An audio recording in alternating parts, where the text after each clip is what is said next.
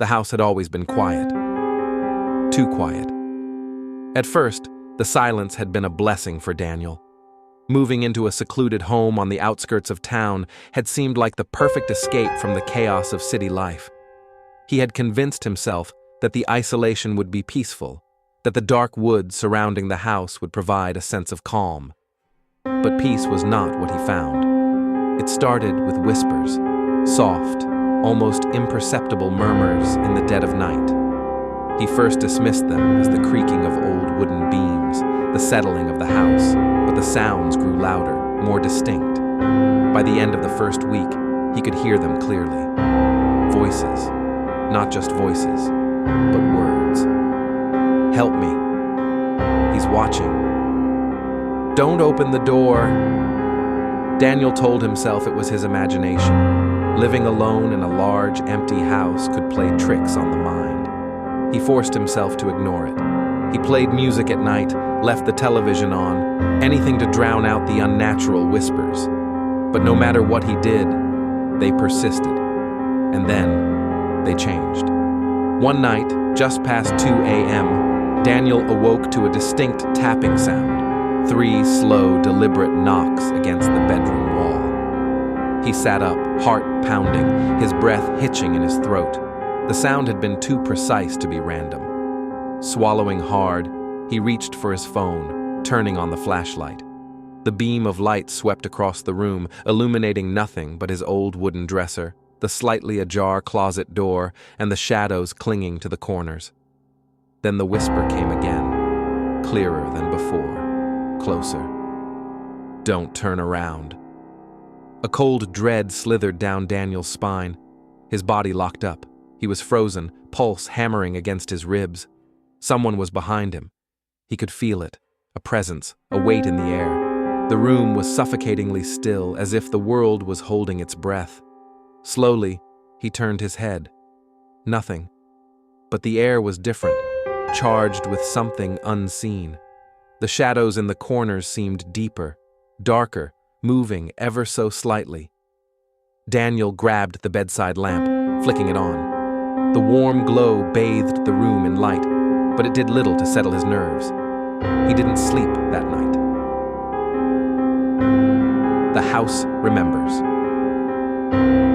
The next morning, Daniel tried to push the fear aside. He busied himself with work, convincing himself that it had been a dream, a waking nightmare conjured by an overactive imagination.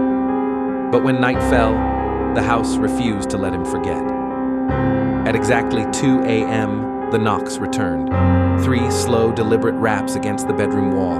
This time, he was ready. Heart hammering, he jumped out of bed, grabbing his phone. With shaking hands, he started recording. "Who's there?" he whispered. Silence. And then, a breath. Not his. A soft, rasping inhale coming from the other side of the wall. Daniel's breath hitched. There was no room on the other side. That wall separated his bedroom from the hallway. There was no space for someone to be standing there. The whisper came again, chilling and close. "He's in the walls." Daniel stumbled backward, nearly dropping his phone. His pulse thundered in his ears as he scrambled to the hallway, flicking on every light he could. He pressed his hand against the bedroom wall, feeling for something. Movement, a hidden space. Nothing. But he knew he had heard it. Desperate for answers, he spent the next morning researching the house's history. It had been built in the early 1900s, passed down through several families, most of whom had moved out within a few years. There were no major deaths recorded, no local legends about hauntings. But there was one peculiar note in the town's records, a single chilling sentence in the house's original blueprints. "The inner walls must never be disturbed." Daniel's stomach twisted. What did that mean? That night, he decided to stay awake. He armed himself with a flashlight and a crowbar, determined to find the source of the noises. As the clock struck 2 a.m., the house came alive. The knocks started again, but this time they didn't stop at 3. They continued, faster, more frantic, echoing through the walls like trapped hands pounding for escape. And then the whisper came, urgent and pleading. "Let me out." Daniel's grip tightened on the crowbar. He didn't know what was inside the walls. He didn't know if he should listen. But as the knocking turned into desperate scratching, something inside him whispered back, "Dig." And so he did. Something waits in the dark. With each strike of the crowbar, Daniel felt his stomach churn. The drywall crumbled away, revealing a hollow space behind it. Dust filled the air as he reached inside, his fingers brushing against something smooth. Wood. A door inside the wall. His breathing quickened as he yanked away more of the barrier, revealing an old wooden door with rusted hinges. There was no handle, just deep scratches along the wood, as if something, or someone, had tried to claw their way out. The whispers had stopped. The house had gone deathly silent. Daniel swallowed hard, his hand trembling as he reached for the edge of the door. He hesitated for only a moment before pulling. The door creaked open, revealing nothing but a pitch-black void. A stale, putrid scent wafted out, sending bile up his throat. His flashlight beam barely penetrated the darkness, but he could make out faint markings on the inside of the hidden chamber. Scratch marks and words. "He is awake." A cold gust of air rushed past him, and from the darkness came a sound that froze Daniel's blood. Not a whisper, not a knock, a slow, deep breath. Something was in there, and now it was free. Daniel's breath came in short, shallow gasps. His flashlight trembled in his grip, the beam barely piercing the darkness beyond the hidden door. The air seeping from the void was thick, stale, cloying with a scent that made his stomach churn. It smelled of rot. And then the sound came again. A breath, deep, slow, measured. Not his. The realization sent an icy shock through his body. He took a step back, his foot catching on the scattered debris of broken drywall. The crunch echoed in the silence. For a brief second, he thought he saw movement in the darkness, a shifting of something just beyond the reach of his light. Then, all at once, the whispers returned. "He is awake." The words weren't spoken from within the hidden space. No, this time, they came from all around him. The walls themselves seemed to whisper, their voices layering over each other in a frenzied chant. "He is awake. He is awake. He is awake." Daniel's pulse pounded in his ears. Every instinct in his body screamed at him to run, to seal the hole and never look back. But something stronger rooted him in place. Curiosity, or maybe something deeper. A force that wanted him to know the truth. With a shaking hand, he raised the flashlight higher, aiming its beam into the gaping blackness. The light flickered, just for a second, but in that brief moment, he saw it. A hand. Long, spindly fingers pressed against the inside of the hidden doorframe, pale as bone, with nails that looked more like claws. The hand twitched, flexing as though testing newfound freedom. Daniel stumbled backward, his breath caught in his throat. The whispers turned into laughter, a dozen voices giggling, shrieking in hushed tones. Then the hand pulled back, retreating into the dark. Silence. Daniel's skin prickled with unease. It was waiting, watching, and it wasn't alone. A house that breathes. Daniel barely slept that night. He sat on his bed, flashlight clutched tightly, eyes locked on the open space where the door had been hidden. He wanted to close it, board it up, seal it shut, but he couldn't bring himself to approach it again. Every so often, he swore he heard soft rustling sounds coming from within, shuffling, a quiet, wet breathing. He wasn't alone in this house.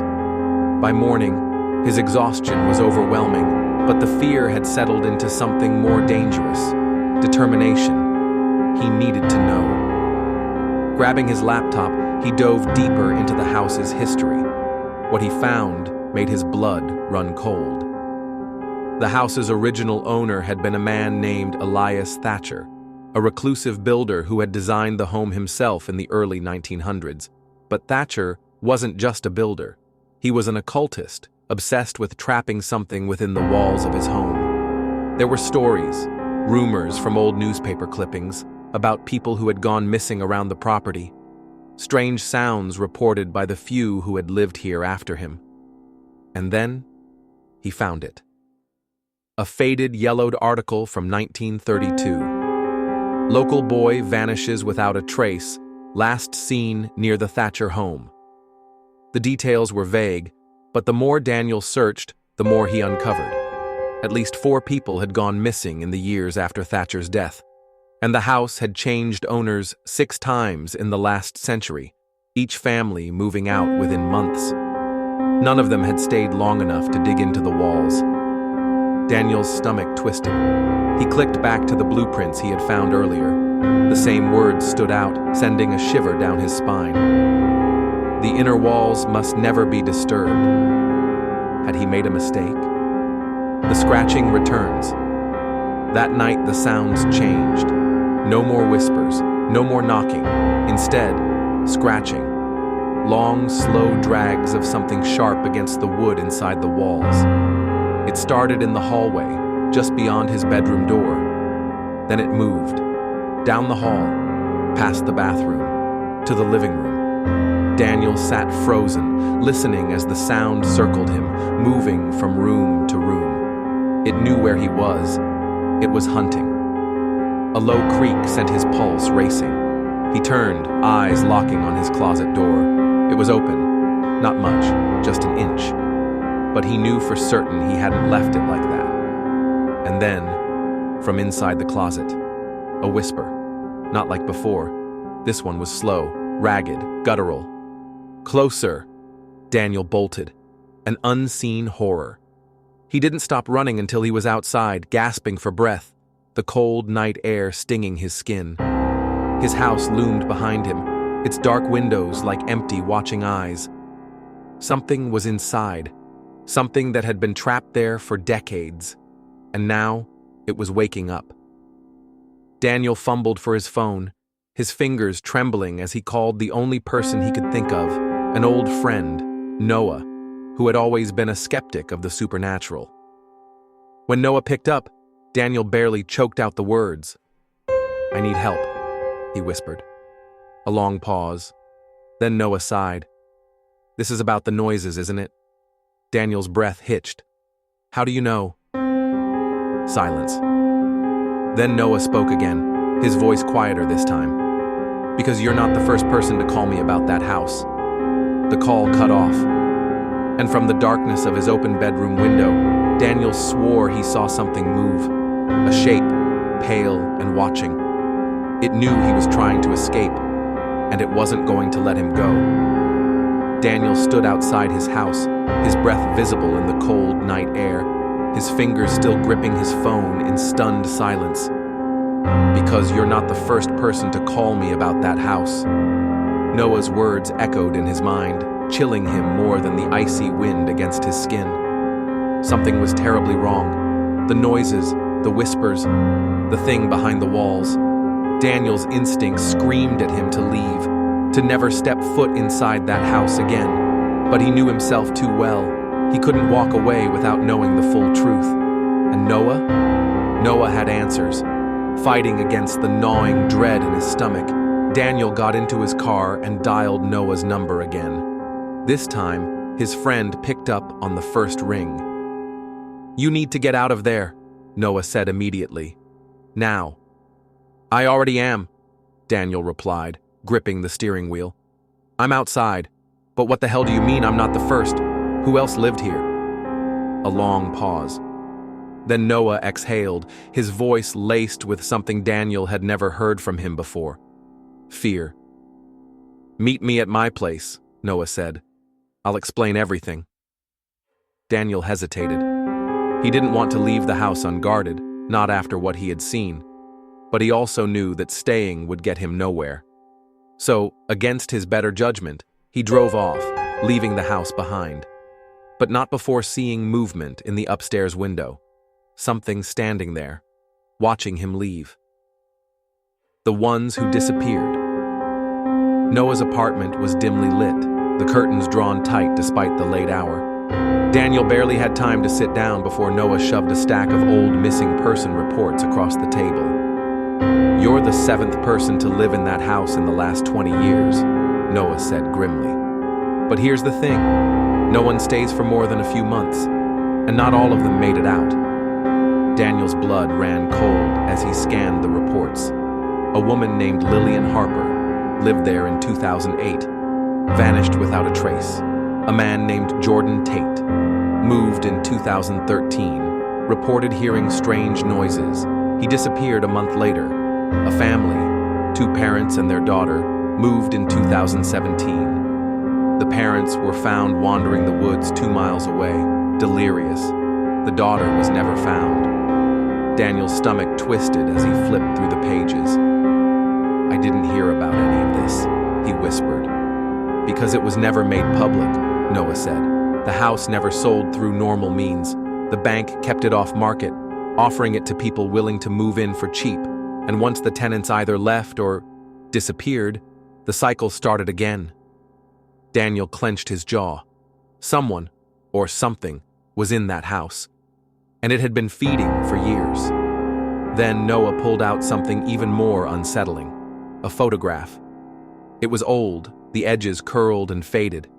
It showed the original owner of the house, Elias Thatcher, standing in front of it. But he wasn't alone. Behind him, peering out from a second-story window, was a figure, pale, hollow-eyed, something not human. Daniel's breath hitched. "I saw that," he whispered. "Tonight, in my window." Noah looked at him, his face grim. "Then it knows you're leaving." Daniel didn't sleep that night. Every time he closed his eyes, he saw that thing in the window. The memory of the whispers, the scratching, the hand creeping from the hidden door, they gnawed at the edges of his mind. At some point, exhaustion overtook him and he drifted into a fitful sleep. Then the phone rang. The sudden sound jolted him awake. His phone screen glowed in the dark, displaying an unknown number. His heart pounded. He hesitated, then answered. Static. Then, beneath the distortion, a voice, rasping, slow, familiar.